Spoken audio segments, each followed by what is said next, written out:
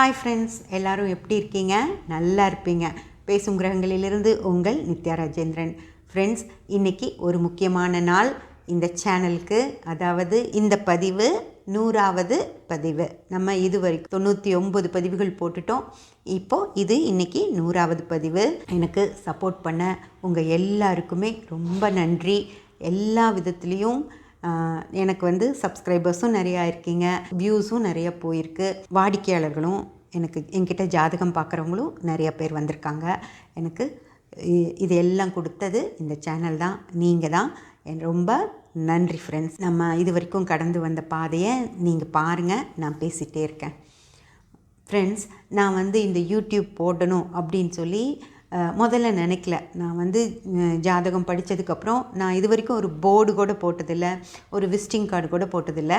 சும்மா நான் எனக்கு ஜோதிடம் பார்ப்பேன் அப்படின்னு நான் சொன்னதும் என் ஃப்ரெண்ட்ஸு, ரிலேட்டிவ்ஸ் எல்லாம் அவங்களுக்கு தெரிஞ்சவங்களுக்கு சொன்னாங்க. அந்த மாதிரி எனக்கு கொஞ்சம் பேர் ஜாதகம் பார்க்குறக்கு ரெகுலராக என்கிட்ட பார்க்குறவங்க இருந்தாங்க. அது வரைக்கும் அதுவே போதும்.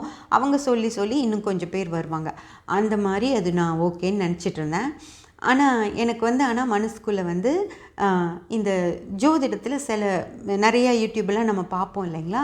அதெல்லாம் பார்க்குறப்போ என்ன இந்த மாதிரி இருக்கே, எப்படி நம்ம மக்களுக்கு எப்படி இதெல்லாம் நம்ம இந்த மாதிரியெல்லாம் கொஞ்சம் விஷயங்கள் தப்பாக இருக்குது அப்படிங்கிறதெல்லாம் எப்படி சொல்கிறது அப்படின்னு சொல்லி நான் மனசுக்குள்ளே நினச்சிட்டு தான் இருந்தேன். பட் அதுக்கான எந்த முயற்சியும் நான் எடுக்கலை. ஆனால் என் மைண்டில் ஒரு யூடியூப் ஒரு பதிவு போடணும். அதாவது மக்களுக்கே புரிய வச்சிடணும். ஜோதிடம்ங்கிறது இந்த மாதிரி தான். இப்போ எல்லாரும் பார்த்து சொல்லிகிட்ருக்கிற மாதிரி இன்னும் அந்த காலத்துலேயே ஜோதிடம் கிடையாது. ஜோதிடமும் ரொம்ப முன்னேறி வந்துருச்சு. இப்போது ஒரு டாக்டர் அப்படின்னா அவங்க ஒரு காலத்தில் ஒரு மாதிரி நமக்கு வைத்தியம் பார்த்துட்டு இருந்தாங்க. உங்களுக்கே தெரிஞ்சிருக்கும், இந்த கை கால்லெல்லாம் அடிபட்டுருச்சு அப்படின்னா காலுக்கு கட்டு போட்டு இப்படி தூக்கி இது பண்ணி வச்சுருப்பாங்க. கால் இப்படி தூக்கி படத்துலலாம் கூட பார்த்துருப்பீங்க. நம்ம நேர்லேயும் நம்ம சொந்தக்காரங்களுக்கு யாராவது அடிபட்டிருந்து நீங்கள் போய் பார்த்துருந்தீங்கன்னா தெரியும். காலை இப்படி கட்டி மாவு கட்டு போட்டு இப்படி தூக்கி மாட்டியிருப்பாங்க. ஆனால் இன்றைக்கி அந்த மாதிரியெல்லாம் எதுவுமே இல்லை. அவ்வளோ டெக்னாலஜி வளர்ந்துருச்சு.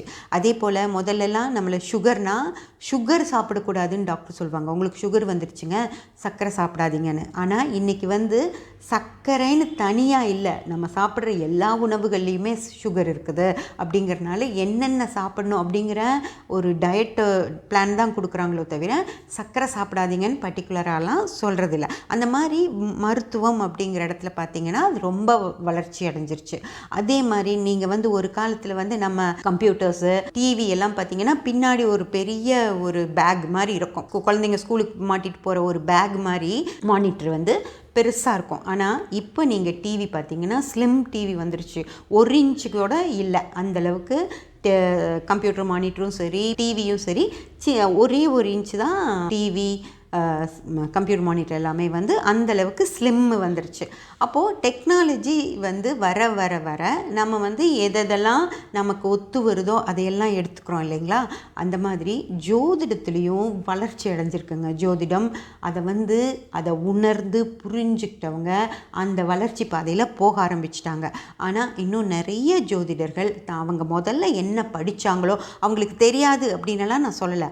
ஆனால் அவங்க முதல்ல என்ன படித்தாங்களோ, அவங்க ஒரு அப்பா ஜோதிடர், தாத்தா ஜோதிடராக இருந்தால் அவங்கக்கிட்ட இருந்து இவங்க என்ன தெரிஞ்சுக்கிட்டாங்களோ அதை மட்டுமே வச்சுக்கிட்டு இன்னும் அதே வழியில் தான் நாங்கள் போவோம் அப்படின்னு சொல்லிட்டு அதே மாதிரி நிறைய பேர்த்துக்கு பலன் பார்த்து சொல்லிகிட்ருக்காங்க. அதெல்லாம் தப்பு அப்படின்னு நான் சொல்லலை. ஆனால் அதிலெல்லாம் துல்லியம் கம்மி அப்படின்னு சொல்லி நான் சொல்கிறேன். மேலும் இன்னும் துல்லியமாக பார்க்கலாம் அப்படின்னா நம்ம இப்போ எல்லாரும் போயிட்டுருக்க அந்த புது வழிகளில் புது டெக்னிக்ஸ் எல்லாம் வந்துருச்சு. அதாவது ஜோதிடம் அப்படின்னா அது பழைய டெக்னிக்கில் இருந்தால் தான் ஜோதிடம் அப்படியெல்லாம் கிடையாதுங்க. ஜோதிடம்ங்கிறது அது உணர்த்திட்டே தான் இருக்கும். நீங்கள் இப்போது இந்த ஸ்லிம் டிவியை நம்ம கண்டுபிடிக்கிற வரைக்கும் நமக்கு தெரியாது இப்படி ஒரு டெக்னாலஜி இருக்குதுன்னு சொல்லி. அதே மாதிரி தான் ஜோதிடத்தில் பலன் எடுக்கிற முறையை நம்ம கண்டுபிடிக்கிற வரைக்கும் நமக்கு இப்படி ஒரு டெக்னாலஜி இருக்குது அப்படின்னு, இப்படி ஒரு விதத்துலேயும் நம்ம ஜோதிடம் பார்க்கலாம் அப்படின்னு நமக்கு தெரியாமல் இருந்துச்சு. இப்போது நமக்கு துல்லியமாக பார்க்குறதுக்கு தெரிஞ்சு போனதுக்கப்புறம் நாங்கள் அதுக்கு போக மாட்டோம், நாங்கள் பழசு தான் நல்லது, எங்கள் அனுபவம் தான் நல்லது அப்படின்னு சொல்லிட்டு இருக்கிறதுல எந்த ஒரு பிரயோஜனமும் கிடையாது. ஏன்னா நமக்கு வேண்டியது ஒவ்வொரு ஜாதகர்களுக்கும் துல்லிய பலன் இல்லைங்களா? அந்த துல்லிய பலன் தான் நம்ம சொல்லணும். தெரிஞ்சிட்டு இருந்தோம். நம்ம கேபி முறையில் நாங்கள் அந்த துல்லிய பலன் எடுக்க தெரிஞ்சிட்டோம். அதுக்கப்புறம் அந்த தெரிஞ்சதை எல்லாரும் அதை பயன்படுத்தணும் அப்படின்னு சொல்லி நான் நினச்சேங்க. அதனால தான் நான் யூடியூப் போடணும்னு நினச்சேன். இது ஒரு காரணம். ரெண்டாவது காரணம், இந்த பரிகாரம் அப்படிங்கிற பேரில் மக்களை போட்டு படாத பாடுபடுத்திட்டு இருக்காங்க. இதையெல்லாம் மன்னிக்கவே முடியாதுங்க. அவ்வளோ தப்பு பண்ணிகிட்ருக்காங்க. அதாவது கிச்சனுக்குள்ளே போய் நின்றுட்டு கிச்சனில் பார்க்குற பொருளில் எல்லாத்தையும் பரிகாரம் இருக்குது. மிளகுலேருந்து வெந்தயம் வரைக்கும் பரிகாரம் இருக்குது. எலுமிச்சம்பழத்துலேருந்து ஏலக்காய் வரைக்கும் பரிகாரம் இருக்குது. இதெல்லாம் நீங்கள் செஞ்சு பார்க்குறீங்களா? சொல்கிறாங்க இல்லையா, அவங்களே அதையெல்லாம் செஞ்சு அது பர்ஃபெக்டாக நடந்துருச்சு அப்படின்னா கூட அதெல்லாம் நம்ம சொல்லலாம். ஆனால் அவங்க கூட செஞ்சு பார்க்குறாங்களான்னு எனக்கு தெரியல. சும்மா வாய்க்கு வந்ததை ஏதோ இது ஒரு பரிகாரம் அப்படின்னு சொல்லிடுறது. பெட்டுக்கடியில் தலகாணிக்கடியில் இது வச்சுக்கோங்கன்னு சொல்கிறது. உங்கள் பீரோ லாக்கரில் ஒரு விஷயத்தை வச்சுக்கோங்க, அப்போ உங்களுக்கு பணம் சேரும். இதெல்லாம் ஏதாவது ஒரு நியாயம் இருக்காங்க? இப்படியெல்லாம் சொல்கிறதுல ரொம்ப மனசுக்கு இதாக இருக்குது. என்ன வேணாலும் சொல்லலாம் பரிகாரங்கிற பேரில் அப்படின்னு சொல்லி நினைக்கிறாங்க. அதை மக்களும் அது ஒரு விஷயம்னு சொல்லிட்டு நம்பிட்டு விளக்கு இந்த பக்கம் ஏற்றி வைக்கலாமா, அந்த பக்கம் ஏற்றி வைக்கணுமா அப்படின்னு கேட்குறது. கடவுள் எந்த பக்கங்க இருக்காரு? நீங்கள் எந்த பக்கம் விளக்கு ஏற்றுவீங்க கடவுளை பார்த்து? உங்களுக்கு தெரியுமா கடவுள் எந்த பக்கம் இருக்காருன்னு? ஏன் இந்த மாதிரியான விஷயத்துலையெல்லாம் பரிகாரம் சொல்கிறாங்கன்னு எனக்கு தெரியவே இல்லை. இது கடவுள் அப்படிங்கிறது இந்த பிரபஞ்சம் நம்மளையெல்லாம் இந்த உலகத்துக்கு கொடுத்துருக்கு. இங்கே நீங்கள் பரிகாரம் சொன்னால் அது நீங்கள் உருவாக்கின கடவுளுக்கு தான் நீங்கள் பரிகாரம் சொல்கிறீங்க. கடவுள் வேறு, நீங்கள் உருவாக்கி வச்சிருக்கிற கடவுள்கள் வேறு. அதாவது மனிதர்கள் உருவாக்கி வச்சிருக்கிற கடவுள்கள் பற்றி நீங்கள் பேசுகிறீங்க. ஆனால் கடவுள் அவர் இல்லைங்க. நம்ம மனிதர்களை உருவாக்கிய கடவுளை பற்றி நான் பேசிகிட்ருக்கேன். புரிஞ்சுதுங்களா? தயவு செஞ்சு இந்த பரிகாரம் சொல்கிறேன் அப்படிங்கிற விஷயத்த அவங்க சொல்கிறவங்க சொல்லிகிட்டே தான் இருப்பாங்க ஃப்ரெண்ட்ஸ். அவங்களெல்லாம் நம்ம நிறுத்தவே முடியாது. ஆனால் நீங்கள் கேட்குறவங்க, அதை நம்புகிறவங்க தயவு செஞ்சு நல்லா யோசிச்சு பாருங்கள். கடவுள் உங்களுக்கு ஒரு வாழ்க்கையை அமைச்சு கொடுத்துருக்காரு. அதில் கஷ்டமோ நஷ்டமோ அது உங்கள் கர்மாவால் வர்றது. அதை நீங்கள் தான் வாழணுமோ தவிர கடவுள் உங்களுக்கு எந்த ஒரு விஷயத்தையும் செய்ய மாட்டார். ஏன்னா எத்தனை பேர்த்துக்குங்க செய்வார் அவர்? நீங்கள் மட்டும் என்ன அவரோட செல்ல குழந்தையா? அப்படியெல்லாம் இல்லை. எல்லார்த்தையும் ஒரே மாதிரி தான் பார்ப்பார். அதனால் உங்களுக்கு கொடுத்தாச்சு, உங்களை படைச்சாச்சு, உங்களுக்கு ஒரு விஷயத்தை கொடுத்தாச்சு. உங்களை விட கஷ்டப்படுறவங்கள பற்றி நீங்கள் நினச்சி பார்க்கணும். எத்தனையோ பேர் கண் இல்லாமல், கால் இல்லாமல், கை இல்லாமல் ஊர்ந்துட்டு அப்படியெல்லாம் கஷ்டம் கொடுத்துருக்காரு. ஆனால் உங்களுக்கு அந்தளவுக்கெல்லாம் எந்த பிரச்சனையும் கொடுக்கல. ஏதோ ஒரு தசாபுத்தி காலங்களில் கொஞ்சம் சிரமங்கள் இருக்கும். அதையெல்லாம் தாண்டி வர்ற ஒரு மனப்பக்குவத்தையும் கொடுத்துருக்காரு இல்லையா? அதனால் கடவுளை நீங்கள் கும்பிட மட்டும் செஞ்சால் போதுமோ தவிர அவருக்கு எந்த வித பரிகாரத்தையும் நீங்கள் செய்யவே வேண்டியதில்லை. அதுவும் நீங்கள் கும்பிடுவீங்க அப்படின்னு கூட அவர் எதிர்பார்க்கல. உங்களுக்கு செய்ய வேண்டியது அவர் செஞ்சுட்டு அவர் வேலையை அவர் பார்த்துட்ருக்கார். அதனால் தயவு செஞ்சு இந்த பரிகாரம் அப்படிங்கிற விஷயங்களை நம்பாதீங்க.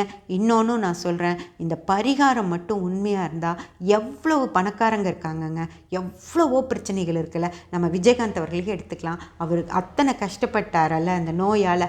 பரிகாரம் உண்மையாக இருந்தால் அவர்கிட்ட இல்லாத பணமாக அதை செஞ்சு அவங்க மனைவி அவரை காப்பாற்றிருக்க மாட்டாங்களா? அந்த பணம் இல்லை, அவர்கிட்ட இருக்க மொத்த பணத்தையும் கடைசி பைசா வரைக்கும் அவருக்காக பரிகாரம் பண்ணி அந்த அம்மா அவரை காப்பாற்றிருக்க மாட்டாங்களா? யோசிச்சு பாருங்கள். இன்னும் எவ்வளவோ அரசியல்வாதிகள்லாம் ஜெயிலுக்கெல்லாம் போகிறாங்க. அப்படியெல்லாம் போகாமல் இருக்கிறதுக்கு பரிகாரம் செஞ்சு அவங்க தப்பிச்சிக்க முடியாதா? செஞ்சிட முடியும்ல. அதெல்லாம் ஏன் அவங்க செய்ய முடியல? அவ்வளோ பணம் இருக்கவங்கனாலையும் இந்த இந்தியாவிலேருந்து எந்த மூலையிலேருந்து வேணால் எந்த ஜோதிடர் வேணால் வர வச்சு அவங்க பரிகாரங்கள் செஞ்சுக்க முடியும் இல்லையா? ஆனால் ஏன் செய்ய முடியல? ஏன் அதெல்லாம் அவங்கள காப்பாற்றல? அதனால் பரிகாரம் அப்படிங்கிற விஷயம்லாம் இந்த யாரோ அவங்க சுயநலத்துக்காக அவங்க வாழ்ந்துக்கிறதுக்காக அவங்க சொல்லிட்டு இருக்காங்களோ தவிர அந்த மக்களுக்கு எந்த விதத்துலேயும் அதெல்லாம் யூஸ் ஆகாது ஃப்ரெண்ட்ஸ். அதுக்கு போய் சாமி முன்னாடி உட்காந்து நல்லா அழுங்க. உங்கள் மனசில் இருக்க அத்தனை கவலையும் போகிற வரைக்கும் உட்காந்து அழுதுட்டு வாங்க. என்னை ஏன் இப்படி கஷ்டப்படுத்துகிறேன்னு சொல்லி அவரை கேள்வி கேளுங்க. அவர் அதுக்கான பதிலை கூட கொடுத்துருவார். ஆனால் இந்த பரிகாரம் அப்படிங்கிற விஷயம் எந்த விதத்துலேயும் உங்களுக்கு ஹெல்ப் பண்ணவே பண்ணாது ஃப்ரெண்ட்ஸ்.